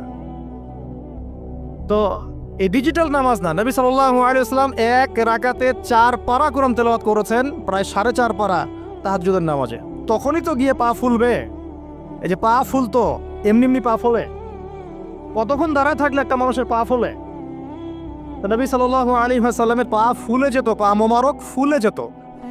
লম্বা সালাত পড়তেন, সালাতের পরে আবার কিছুক্ষণ ডান কাতে শুয়ে থাকতেন সুন্নত পড়ে। বেলাল রাদিয়াল্লাহু আনহু এসে ডাক দিতেন, তিনি গিয়ে মসজিদে নববীতে নামাজ পড়াতেন। ফজরের নামাজও হতো লম্বা, কেরাত হতো লম্বা। নামাজের পরে আবার সাহাবীদের সাথে কথাবার্তা বলতেন, দ্বীনি বিষয়ে মোজাকারা করতেন। তারপরে ইশরাকের নামাজ পড়তেন, চাশতের নামাজ পড়তেন, পরিবারের দেখাশোনা করতেন, দিন প্রচার করতেন, রুজি রুটির ব্যাপার ছিল। এই সারাদিন যে এতগুলো কাজ তিনি করতেন, একদিনে একটা মানুষ এত কাজ করতে পারে? তো নবী সাল্লাল্লাহু আলাইহি ওয়াসাল্লামের জীবনের বরকত আমার জীবনের বরকত কি সমান? তাহলে বলেন, বরকত কি আমি চাক্ষুষ জ্ঞান দিয়ে প্রমাণ করতে পারবো? এরকম অনেক বিষয় আছে ইসলামে যেটা চাক্ষুষ জ্ঞান দিয়ে প্রমাণ করা যায় না। কবরের আযাব দেখেছেন? কেউ কি প্রমাণ করতে পারবে? আপনি কি ফেরেশতাকে দেখেছেন যারা এখন এখানে ঘিরে রেখেছে জায়গাটা? এই জায়গাটা কি ফেরেশতারা ঘিরে রাখে নাই? আল্লাহ রাসূল কি সেই কথা বলেন নাই? কিন্তু আমরা কি প্রমাণ করতে পারবো এখন? আপনি চাক্ষুষ জ্ঞান দিয়ে পারবেন না। কবরের আযাব প্রমাণ করতে পারবেন না। স্বপ্ন মাঝে মাঝে দেখেন, সত্য হয় কি হয় না? মুমিনের স্বপ্ন সত্যি হবে কি হবে না? আখিরুজ জামানে মুমিনের স্বপ্ন বেশি বেশি সত্য হবে। তো সত্য স্বপ্নের কি ব্যাখ্যা দিবেন? কোনো ব্যাখ্যা নাই। আপনি কি জান্নাত জাহান্নাম দেখেছেন? দেখেন নাই। মিজান পুলসিরাত দেখেছেন? রূহ, আপনার শরীরে একটা রূহ আছে, আত্মা, এটা কি দেখেছেন? এখন এই যে বিষয়গুলো দেখা যায় না, আধ্যাত্মিকত্ব, বারাকা, আল্লাহর নূর, কবরের আযাব, পরকাল, ফেরেশতা, জিনজাতি, তো এগুলোকে আমরা তো বাহ্যিক জ্ঞান দিয়ে ব্যাখ্যা করতে পারবো না। পারবো? তাই বলে কি এগুলোর অস্তিত্ব নাই? বলেন, এগুলোর অস্তিত্ব আছে কি নাই? যদি এগুলোর অস্তিত্ব কেউ বিজ্ঞান দিয়ে প্রমাণ করতে চায় পারবে? যুক্তি দিয়ে প্রমাণ করতে চাইলে পারবে? কোনো দর্শন দিয়ে প্রমাণ করতে চাইলে পারবে? পারবে না। তাহলে এখানে একটা বিষয় হচ্ছে, আল্লাহর পক্ষ থেকে যা নাজিল হয়েছে চোখ বন্ধ করে বিশ্বাস করতে হবে। এখন এই চোখ বন্ধ করে বিশ্বাস করলে পরে মানুষ আপনাকে বলবে ধর্মান্ধ। কি বলবে? এবং ইসলামের এই মৌলিক বিষয়গুলোকে যদি আপনি চোখ বন্ধ করে মেনে চলেন, এখনকার বিশ্বের মানুষ আপনাকে বলবে আপনি মৌলবাদী। এখন আপনি বলেন, ইসলামের মৌলিক বিষয়গুলোকে মেনে না চললে কি কেউ মুসলিম হতে পারবে কি না? পারবে? তাহলে পরিপূর্ণ মুসলিম হতে হলে আমাকে মৌলবাদী হতে হচ্ছে কি না? আমি এটা দিয়ে কি বুঝাচ্ছি? বুঝাচ্ছি আল্লাহ পাকের নাজিল করা প্রতিটা বিষয়কে চোখ বন্ধ করে মানতে হবে। কিছু বিষয় আমার বুঝে আসবে, কিছু বিষয় আমার বুঝে নাও আসতে পারে। এখন যতগুলো বিষয় বললাম, একটাও কি ব্যাখ্যা করতে পারবেন? কিন্তু এগুলো আপনাকে মানতেই হচ্ছে, কারণ আপনি মুসলিম। আল্লাহ বলেছেন, রাসূল বলেছেন, আমি মেনেছি। আর আমার জ্ঞান কি আল্লাহ এবং তার রাসূলের জ্ঞানের চেয়ে বেশি না কম? এই পুরো মহাবিশ্ব যিনি পরিচালনা করছেন তার জ্ঞান বেশি না আমার জ্ঞান বেশি? এই পুরো মহাবিশ্বে শত কোটি গ্যালাক্সি আছে, এক একটা গ্যালাক্সিতে হাজার হাজার সৌরজগৎ আছে। এরকম শত সহস্র গ্যালাক্সি নিয়ে একটা আসমান গঠিত হয়। এরকম 7টা মহাদেশ আছে, সাতটা মহাবিশ্ব আছে। এই 7 মহাবিশ্বের উপরে আছে কুরসি, ওয়াসিআ কুরসিয়ুহুস সামাওয়াতি ওয়াল আরদ। তার উপরে আছে মহাসাগর, যার গভীরতা 500 বছরের পথ। তার উপরে আছে আল্লাহ রাব্বুল আলামিনের আরশে আজিম। আর আল্লাহ রাব্বুল আলামিন এই আরশের উপর সমুন্নত। সেই মহান আল্লাহকে আমরা বলি আল্লাহু আকবার। কি বলি? এই যে আল্লাহু আকবারের মর্ম বুঝলেন? এখন এই বিশাল সত্তা আল্লাহু আকবার, আল্লাহ পাক সবচেয়ে বড়, এই সর্বোচ্চ সত্তার জ্ঞান বেশি না আমার জ্ঞান বেশি? তার পক্ষ থেকে যখন কোরআন এবং হাদিস নাজিল হচ্ছে, আমাকে তো চোখ বন্ধ করেই মানতে হবে, নাকি আমি যুক্তি দিব? হ্যাঁ, কিছু বিষয় আমার বুঝে আসবে, কিছু বিষয় আমার বুঝে নাও আসতে পারে। কিছু বিষয় আমি সায়েন্স দিয়ে প্রমাণ করতে পারবো, কিছু নাও পারতে পারি। কিছু আমি দর্শন দিয়ে প্রমাণ করতে পারবো, কিছু নাও পারতে পারি। যেগুলো পারছি না সেগুলো আমার বা আমাদের জ্ঞানের সীমাবদ্ধতা। কথা কি বুঝতে পারছেন? এটা আল্লাহ পাকের জ্ঞানের বা আল্লাহ পাকের ওহির কোনো ত্রুটি নয়। আল্লাহর ওহির কোনো ত্রুটি আছে? এটা আমার জ্ঞানের সীমাবদ্ধতা। আসেন সামনে যাই। যে কথাটা বলতে গিয়ে এদিকে আসলাম, দেখুন এমন অনেক বিষয় আছে যেগুলো আমরা খালি চোখে ব্যাখ্যা করতে পারবো না। আমরা যে যুগটাকে আইয়ামে জাহিলিয়াত বলছি, ওই যুগটাতে যে সমস্যাগুলো ছিল, যে পাপগুলো ছিল, সেগুলো এখনকার বিশ্বে আরো অনেক উঁচু লেভেলে বিরাজ করছে। যেমন এই যে আপনারা বললেন, একটা পাপ ছিল শিরক। সরাসরি মূর্তি পূজা বলছি না, আমরা বলছি কি শিরকের পাপ ছিল। ওই আইয়ামে জাহিলিয়াতের মানুষগুলো শিরকের পাপে নিমজ্জিত ছিল।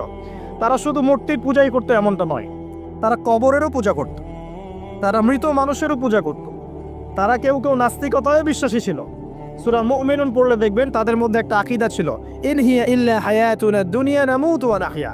কাফেররা বলতো যে আমরা এই পৃথিবীতে জন্মেছি, এখানেই আমরা জন্মাবো, এখানেই মারা যাব, ওয়া মা নাহনু বিমাবউসিন, আমাদেরকে পুনরুত্থিত করা হবে না।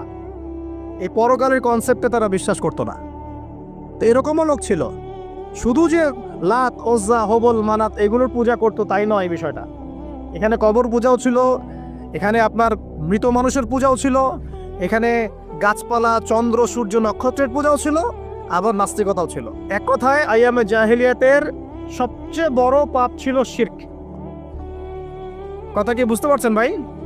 আচ্ছা, না বুঝলে বলবেন, শেষে গিয়ে প্রশ্ন করবেন ইনশাল্লাহ, সমস্যা নেই। তাহলে প্রথম যে পাপটার কথা বললাম সেটা কি? শিরক। এখন একটু এই 1400 বছর পরে চলে আসেন, চলে এসে দেখেন এখনকার সমাজের দিকে তাকান, এখনকার মুসলিম রাষ্ট্রগুলোর দিকে তাকান, আর পুরো বিশ্বের দিকে তাকান। সবচেয়ে বড় সমস্যাটা কি বলেন? সবচেয়ে বড় সমস্যা কি শিরক নয়? আচ্ছা, মুসলিমরা কি এখন অনেকেই কবর পূজা করে না?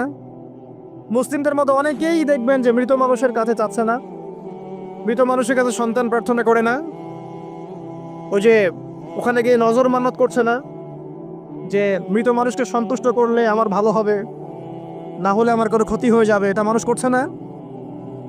মুসলিমদের মধ্যে বহু মানুষ আল্লাহর হালালকে হারাম করছে না, আল্লাহর হারামকে হালাল করে নিচ্ছে না, এটাও কিন্তু শিরক। আপনি কি জানেন যে আল্লাহর হালালকে হারাম করলে শিরক হয়? আল্লাহর হারামকে হালাল করলে শিরক হয়। সুদ হালাল না হারাম? না, সুদ তো ফরজ। সুদ হালাল না হারাম? সুদ তো এখনকার বিশ্বে ফরজ। সুদ ছাড়া এই বিশ্ব চলবে না। আপনি ঠিক বলছেন, কিন্তু সুদ ছাড়া এই বিশ্ব চলে না। যে কোনো কিছু করতে গেলে সুদ লাগবে। তো এখন যে সবাই এটাকে হালাল করে নিচ্ছে, এটা কি হচ্ছে? আল্লাহর হারামকে মানুষ হালাল করছে না? আচ্ছা বলেন, মদ হারাম না হালাল? বলেন। মদ তো ওয়াজিব নাকি? যুব সমাজে তো মদ না খেলে চলেই না। মদ খায় না এমন যুব সমাজের সংখ্যা বেশি না খায় তার সংখ্যা বেশি? কয়টা ছেলে আছে স্মোক করে না? বলেন, কয়টা ছেলে দেখাতে পারবেন যারা স্মোক করে না? এখানে কারা কারা স্মোক করেন না? মাশাআল্লাহ, আলহামদুলিল্লাহ, মাশাআল্লাহ। হাত নামান, হাত নামান, হাত নামান। আল্লাহ পাক আপনাদের রক্তে এবং মাংসে বরকত দান করুন, দোয়া করি। যদি আপনি কোনো কমিউনিটির মধ্যে দেখাতে পারেন যে তারা মাদক থেকে দূরে আছে, তারা শুধুমাত্র ইসলামিক কমিউনিটি, অন্য কোনো কমিউনিটি না। যদি আপনি মাদক মুক্ত কোনো ক্যাম্পাস দেখাতে পারেন, সেটা হবে মাদ্রাসা। যদি পর্ন মুক্ত ক্যাম্পাস দেখাতে হবে মাদ্রাসা কি। এখানে বিষয়টা হচ্ছে, যারা ইসলাম প্র্যাকটিস করে, কোরআন এবং সুন্নাহর বুঝ যাদের মধ্যে আছে, যাদের মধ্যে আল্লাহর ভয় আছে, এরা কখনো সুদ খাবে? এরা কি মদ খাইতে পারবে? পারবে না। ইনশাল্লাহ আপনারা কি জেনা করতে পারবেন? আল্লাহ পাক আপনাদেরকে ঈমান আমলের উপর অটুট রাখুন, আমিন। যে কথাটা বলছি, কেউ যদি আল্লাহর হালালকে হারাম করে নেয় আর কেউ যদি আল্লাহর হারামকে হালাল করে ফেলে, এটাকে কিন্তু শিরক বলা হয়। এই বিশ্বে কি এই সমস্যা নাই? বুঝেন না এই সমস্যা আছে কি নাই? আছে। সামনে আগান। এই বিশ্বের শিক্ষা ক্ষেত্রগুলো দেখবেন, এই শিক্ষা ক্ষেত্রগুলোর মধ্যে নাস্তিকতার শিক্ষা বাড়ছে না কমছে? বাড়ছে। এই বিশ্বের অর্থনীতি দেখবেন, অর্থনীতির মধ্যে শিরক বাড়ছে না কমছে? এখানে আপনাকে সুদ নিতে হচ্ছে, এখানে আপনাকে আল্লাহর নাজিলকৃত ইকোনমি বাদ দিয়ে পশ্চিমাদের নাজিলকৃত ইকোনমি বহন করতে হচ্ছে। এটা এক প্রকার কুফরি। আরও সমস্যা আছে। এই বিশ্বের ওয়ার্ল্ড অ্যাফেয়ার্সের দিকে তাকাবেন, দেখবেন বিশ্বের কয়টা জায়গা আপনি আমাকে দেখাতে পারবেন যেখানে মুসলিমদের মধ্যেও আল্লাহ রাব্বুল আলামিনের নাজিলকৃত বিধান দিয়ে বিচার ফয়সালা হচ্ছে? কয়টা দেখাতে পারবেন? তো যেখানে আছে খুব স্বল্প পরিসরে। পুরো বিশ্বের অবস্থা আজকে এমন। পর্নোগ্রাফি হালাল না হারাম? পশ্চিমা সংস্কৃতির মধ্য দিয়ে এটা সারা বিশ্বে ছড়িয়ে দেওয়া হয়েছে। মানুষ এখন এটাকে available part of our life এটা মনে করছে, common part of our life. পর্দা হালাল না হারাম? বলেন, পর্দা না করাটা হারাম না হালাল? আচ্ছা, এখন দেখেন, মিডিয়া বলেন, প্রিন্ট মিডিয়া বলেন, ইলেকট্রনিক মিডিয়া বলেন, বিভিন্ন প্রযুক্তিগত উন্নয়নের মধ্য দিয়ে নগ্নতাকে প্রমোট করা হচ্ছে কি হচ্ছে না? বলেন, হচ্ছে কি হচ্ছে না? এখন কি কাপড় খোলার দিকে মানুষ বেশি আগ্রহী না পরার দিকে? দেখবেন ইসলামের বুঝ যাদের মধ্যে নাই, এরা কাপড় খুলতে চাচ্ছে এখন। আর আমি আপনাদেরকে বলি, আগের লেকচারগুলোতেও বলেছি, এই পুরো মহাবিশ্বে আমাদের বাবা আর মা আদম এবং হাওয়া আলাইহিস সালাম, তাদের গা থেকে পোশাকটা খুলে ফেলেছিল কে জানেন? কে? ইবলিস। যখনই তারা গাছের কাছে গেলেন, তখন কি হলো? ফালাম্মা যাকা আশ-শাজারা বাদাত লাহুমা সাওয়াতিহিমা। যখনই তারা গাছের কাছে গেলেন, তাদের কাপড় খুলে পড়ে গেল। তাহলে পুরো মহাবিশ্বে আমাদের পিতামাতাকে নগ্ন করে দিয়েছে কে? ইবলিস, শয়তান। তাহলে এখন পৃথিবীতে যারা মুসলিমদেরকে বা অমুসলিমদেরকে, পুরো মানবতাকে যারা নগ্ন করতে চাচ্ছে, এরা কার এজেন্ট? এরা কার এজেন্টটা বাস্তবায়ন করছে? এটা কি বুঝতে বাকি থাকে? আমি কথাগুলো বানিয়ে বলি নাই। সূরা আরাফ পড়েন, দেখবেন সব লেখা আছে। আসেন, এক কথায় বলতে চাচ্ছি, ওই সময়কার যে শিরকটা শুধুমাত্র মক্কায় সীমাবদ্ধ ছিল, এখনকার শিরকটা গ্লোবালাইজেশন হয়েছে। পুরো দেশে দেশে দেশে শিরক ছড়িয়ে পড়েছে আর কি। আসেন, ওই সময় আরেকটা বড় পাপ ছিল, যেটা এই যে এক ভাই বলল, সেটা হলো রিবা। রিবা, রিবা মানে কি? সুদ। রিবা মানে সুদ, জানেন তো? আর সুদ তো ফরজ নাকি ভাই? আচ্ছা, এমন কোনো গ্রাম নাই বাংলাদেশে যেখানে সুদ নাই, আর বিশ্বের এমন কোনো দেশ নাই যেখানে সুদ নাই। আর এই যুগের কথাই নবী সাল্লাল্লাহু আলাইহি ওয়াসাল্লাম হয়তো বা বলেছিলেন, আল্লাহু আ'লাম, আল্লাহ ভালো জানেন, যে এমন একটা যুগ আসবে যে যুগে ম্যাক্সিমামই সুদখোর হবে। যে ব্যক্তি সুদের ছিটাফোটা, মানে সুদের পাপ থেকে বেঁচে থাকতে চাইবে, ওর গায়েও গিয়ে সুদের ছিটাফোটা গিয়ে লাগবে। এটা সেই যুগ না? আপনি বুঝতে পারছেন না হয়তো, এটা সেই যুগ। আপনি মনে করছেন দাড়ি, টুপি, পাগড়ি, জুব্বা মাশাআল্লাহ সব লাগাই দিছি, হ্যাঁ, বাইরে একটা সাইনবোর্ড আছে, আমি মৌলবী, আল্লামা, আমি একজন দায়ী বক্তা, কিন্তু সুদের যে ওই ছিটাফোটা, এটা আপনার কাছে আমার কাছেও আছে। হয়তো আপনি বুঝতে পারছেন না। কখন বুঝবেন? যখন ইসলামিক অর্থনীতির বইগুলো পড়তে পারবেন। আর শুধু ইসলামিক অর্থনীতির বই যথেষ্ট না, এর পাশাপাশি আমাদের দরকার এই প্রচলিত যে IMF, ইন্টারন্যাশনাল মনিটারি সিস্টেম, এর নীতিগুলো জানা। তখন কি আপনি বুঝবেন ওয়ার্ল্ড ব্যাংক কি জিনিস, IMF কি জিনিস, ঠিক আছে? তখন বুঝবেন যে পেট্রো ডলার কি জিনিস, তখন বুঝবেন যে হার্ড কারেন্সি, সফট কারেন্সি কি জিনিস। এখন বুঝবেন না। আর যেহেতু বুঝবেন না, অতএব আমি এগুলো বলেও লাভ নাই। যেহেতু আপনি বুঝবেন না, আমি যদি এখন এসব নিয়ে কথা বলি, আপনার কাছে মনে হবে এসব কি উল্টা পাল্টা কথা কইতাছে। ঠিক আছে? তো যাই হোক, আগে আল্লাহর ওয়াস্তে ইসলামিক ইকোনমিক্স পড়েন এবং ইন্টারন্যাশনাল মনিটারি সিস্টেম সম্পর্কে পড়েন। প্রত্যেক স্টেটের প্রধান যারা আছেন তারা জানেন যে ওয়ার্ল্ড ব্যাংক কী জিনিস, তারা জানে IMF কী জিনিস। ঋণের এমনি এমনি কোনো কান্ট্রিকে তারা ঋণ দিবে না, একটা বিশাল বড় সুদের জালে ওদেরকে ফেলবে, তারপর জনগণের রক্ত চুষে সুদ শোধ করতে হবে। আর যারা পারবে না ওরা যে শ্রীলঙ্কার মতো দেউলিয়া হয়ে যাবে। ও কেন দেউলিয়া হয়ে গেছে? বিকজ ও ঋণ শোধ করতে পারছে না, বাস দেউলিয়া। তো যাই হোক, পড়াশোনা করেন। আমি একজন স্কলারের নাম বলে দেই, এক লেকচারে তো সব বলে দেওয়া সম্ভব না। সম্ভব? আমি রাস্তা দেখাচ্ছি আপনাদেরকে। আপনারা আল্লামা তকি উসমানীর বইগুলো পড়েন, নাম শুনেছেন? আচ্ছা, নাকি এখন বলবেন যে উনি তো হানাফি মাযহাবের, আমি তো আহলে হাদিস পড়বো না, এটা বলবেন নাকি? আল্লামা তকি উসমানী এই বিশ্বের সবচেয়ে বড় আলেমদের একজন। আল্লামা তকি উসমানী এই বিশ্বের সবচেয়ে রিনাউন্ড আলেমদের একজন।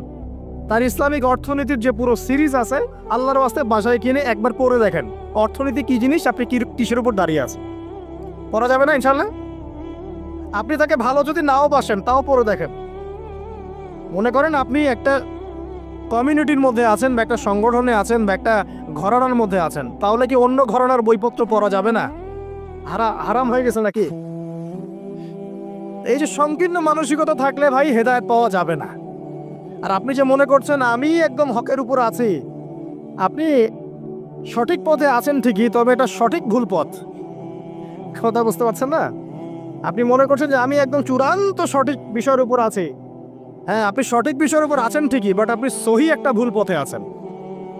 এটা বুঝবেন পরে, যখন জ্ঞানের পরিধি বাড়তে থাকবে তখন বুঝবেন যে সহি পথ কোনটা, সহি ভুল পথ কোনটা। মুসলিমদের মধ্যে ফাটল সৃষ্টি করে জান্নাতে যাওয়া যায় না। যায়? পুরো মুসলিমরা একটা উম্মাহ, এবং যারাই মুসলিম উম্মার মধ্যে ফাটল সৃষ্টি করতে চায় এরা উম্মার বন্ধু নয়, শত্রু। মুসলিম উম্মার মধ্যে কোনো ফাটল সৃষ্টি করবেন না। সবার মাঝখানে হৃদ্যতা, ভালোবাসার বন্ধন থাকবে। যদি বিভিন্ন ধর্মের মানুষ একসাথে বসবাস করতে পারে একটা দেশে, তাহলে বিভিন্ন তরিকা এবং মাযহাবের মানুষও একসাথে থাকতে পারবে একটা দেশে ইনশাআল্লাহ। আমরা আমাদের মাঝে ইখতিলাফি বিষয় থাকতে পারে, কিন্তু দিন শেষে আমরা সবাই মুসলিম ইনশাআল্লাহ। দিন শেষে ইসলামের জন্য দাঁড়াতে হলে দল, মত, মাযহাব, তরিকা নির্বিশেষে সবাই একসাথে দাঁড়াবে ইনশাআল্লাহ। আল্লাহ পাক আমাদের হৃদয়টাকে প্রশস্ত করুন, আমিন। জাহেলিয়াতে 2 নম্বর সমস্যা ছিল রিবা। এই রিবা সম্পর্কে আগে বলি যে এখন আল্লাহ পাক কি বলেছেন। আল্লাহ পাক বলছেন যে ইয়ামহাকুল্লাহু রিবা ওয়া ইউরবিস সাদাকাত। আপনি যদি দান সদকা করেন, যাকাত দেন, যাকাত ভিত্তিক অর্থনীতি চালু করেন, আল্লাহ পাক আপনার সম্পদকে বাড়িয়ে দিবেন ইনশাআল্লাহ। আর আপনি যদি রিবার মধ্যে যান, আল্লাহর বক্তব্য হচ্ছে, এটা আমার কথা না, আল্লাহ পাক বলছেন আপনার সম্পদ সংকুচিত হয়ে আসবে। এখন আপনার ডিসিশন, আপনি কি করতে চান করতে পারেন, আমাদের কিচ্ছু বলার নাই। লাকুম দীনুকুম ওয়ালিয়া দিন, আপনার বুঝ আপনার, আপনার দিন আপনার, আমার দিন আমার।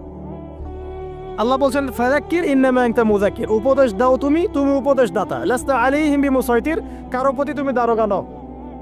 আল্লাহ বলছেন আপনি সুদে থাকলে সম্পদ সংকুচিত হবে, যদি ছেড়ে দেন, যাকাত দেন, ব্যবসা ভিত্তিক ইকোনমি চালান, আপনার সম্পদ বাড়বে ইনশাআল্লাহ। কি করবেন, ডিসিশন কার? আপনার। আল্লাহ পাক বলছেন ইয়া আইয়ুহাল্লাযীনা আমানু, হে মুমিনগণ, ইত্তাকুল্লাহ। শোনেন ভাই, আল্লাহ বলছেন ইত্তাকুল্লাহ, তোমরা আল্লাহকে ভয় করো। ওয়া যারু মা বাকিয়া মিনার রিবা, সুদের অবশিষ্ট সব অংশ ছেড়ে দাও। সুদের অবশিষ্ট সব টাকা ছেড়ে দাও। ওয়া ইল্লা ইন কুনতুম মুমিনিন, যদি প্রকৃতপক্ষে তোমরা মুমিন হয়ে থাকো তাহলে ছেড়ে দাও। ওয়া ইল্লাম তাফআলু, যদি তোমরা না করো। কে বলছেন? আল্লাহ। যদি তোমরা এটা না করো তাহলে আল্লাহ কি বলছেন? ফাআযানু বিহারবিন মিনাল্লাহি ওয়া রাসূলিহি, আল্লাহ এবং তার রাসূলের সাথে যুদ্ধের ঘোষণা শুনে রাখো। এটা কার কথা? এখন আপনি যদি চান আল্লাহর পক্ষে যুদ্ধ করতে পারেন, আপনি চাইলে আল্লাহ এবং তার রাসূলের বিপক্ষেও যুদ্ধ করতে পারেন। আপনাকে কি বাধা দিবে? দিবে না। ডিসিশন কার? ডিসিশন আপনার। নবী সাল্লাল্লাহু আলাইহি ওয়াসাল্লাম আরো বলেছেন যে, আপনারা জানেন হাদিসটা, নতুন কোন হাদিস বলছি না, আপনারা জানেন, প্রত্যেক আলেম জানেন, প্রত্যেক মাযহাবের ইমাম জানেন। কি সেটা? যে সুদের পাপের 70 বা 73টা শাখা আছে। কয়টা? 73 বা 70টা শাখা আছে। তার সবচেয়ে নিম্ন শাখা হচ্ছে নিজের মাকে বিয়ে করা।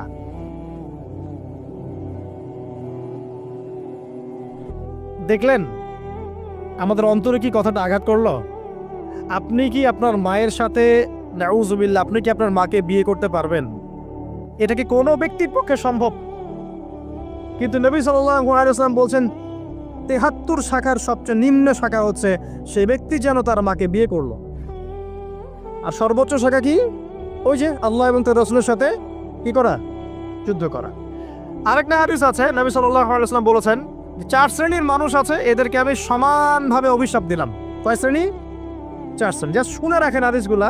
আমি জানি এই বিশ্বে আপনি এই হাদিসগুলোর উপর ইমপ্লিমেন্টেশনে যেতে পারবেন না, এটা আমি বুঝি, কিন্তু আকীদা ঠিক থাকতে কি কোনো সমস্যা আছে? একটা মানুষ পাপ করে জেনে করে যে হ্যাঁ আমি জানি এই কাজটা খারাপ, ঠিক আছে, আর একটা মানুষ মনে করে না এটা করলেও হয় না করলেও হয়, কোনো সমস্যা নেই। আরেকটা মানুষ মনে করে যে না আমি একটা ডাহা পাপ করছি, এটা থেকে বেঁচে থাকা আমার উচিত ছিল কিন্তু আমি পারছি না, যে আমি মানি না এসব বিধান টিধান, যা ভালো মনে হবে দুনিয়ার জন্য করব। এরা কি সবাই সমান? একজন মানুষ যে জানে যে এটা খারাপ কাজ কিন্তু বাধ্য হয়ে সে করতে হচ্ছে, সে ব্যক্তি তো ওর চেয়ে কিছুটা হলেও উত্তম নাকি যে ব্যক্তি দেধারসে পাপ করছে? আচ্ছা, ওই যে এক ছেলে বলেছিল আমাদেরকে মেসেজ করে যে আমি একটা মেয়েকে খুব ভালোবাসি হুজুর, তাকে বিয়ে করতে চাই, এখন ওই মেয়ের বাসার লোকজন রাজি হচ্ছে না। তো এই ছেলের মধ্যে কি চেতনাটা কি? সে প্রেম করছে ঠিকই, হারাম অ্যাফেয়ার্সে আছে ঠিকই, কিন্তু সে তাকে বিয়ে করতে চায়, ওটা হালাল করতে চায়। আর এক ছেলে মেসেজ করছে, সে বলছে যে আমি এরকম জেনায় লিপ্ত ছিলাম, এখন আমি কি করব? আমি কি ওগুলো ছেড়ে দিয়ে ফিরে আসব, নাকি আমি ওই মেয়ের সাথেই যেন অব্যাহত রাখবো? এই দুই ব্যক্তি কি সমান? সমান না।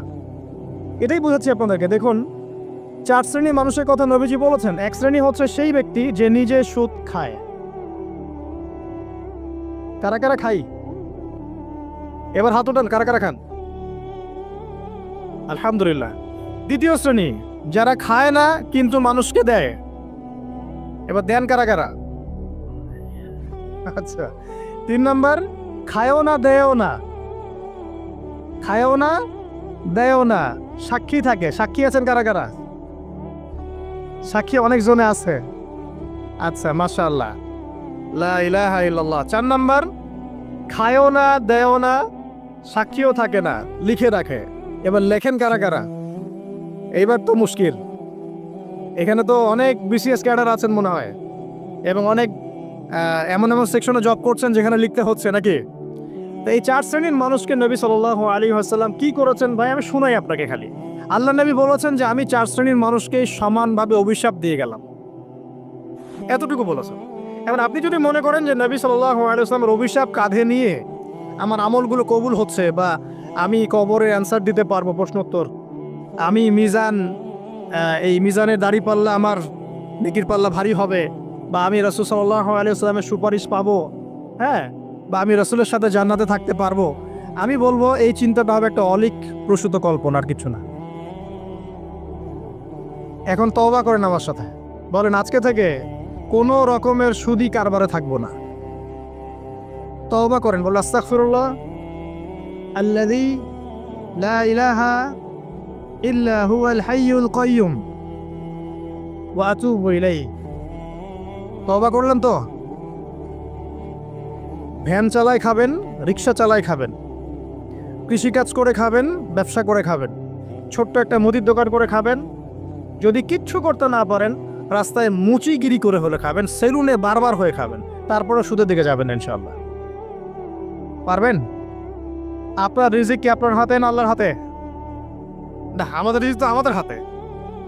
যে ব্যক্তি মনে করে রিজিক আল্লাহর হাতে, সে কি কখনো ঘুষ নিতে পারে? সে অন্যের সম্পদ আত্মসাৎ করতে পারে? সে অন্যের জমি সিজ করতে পারে? সে দুর্নীতি করতে পারে? সে সুদ খাইতে পারে? কেন খায়? কারণ সে মনে করে রিজিকের মালিক সে নিজেই। এগুলো করলে তার সম্পদ বাড়বে, না করলে সম্পদ বাড়বে না, এই কারণেই তো সে কাজগুলো করে। আর আমি খুব ভালোই বুঝি, অ্যাটলিস্ট আমি খুব ভালোই বুঝি যে এই কাজগুলো ব্যক্তিরা কেন করে। উত্তর শুনবেন? উত্তর হচ্ছে পরিবারের জন্য। কার জন্য? পরিবারের জন্য। মা, বৃদ্ধ মা আছে দেখতে হবে, 2 বাবা আছে দেখতে হবে, স্ত্রী আছে, আর স্ত্রী মাশাআল্লাহ একদম ফেমিনিস্ট, তার চাহিদা পূরণ করতে তার হিমশিম খেতে হয়। হ্যাঁ, একটা শাড়ি নেবে 20,000, ঠিক আছে, স্ত্রীর চাহিদা অনেক, গহনা গাড়ির অনেক চাহিদা, আর না দিলে তো আবার সমস্যা, বাসায় গেলে তো মানসিক টর্চার সেলে রেখে দিবে। এখনকার বেশিরভাগ পুরুষই কিন্তু নির্যাতনের শিকার। এখনকার বেশিরভাগ পুরুষ কিন্তু পুরুষ নির্যাতনের শিকার। ম্যাক্সিমাম বাসায় গিয়ে দেখবেন টর্চার, এক একটা রিমান্ডের সেলের মতো, বুঝছেন? এবং এটা 7 দিন 5 দিন 7 দিনের রিমান্ড না, এটা লাইফ টাইম রিমান্ড।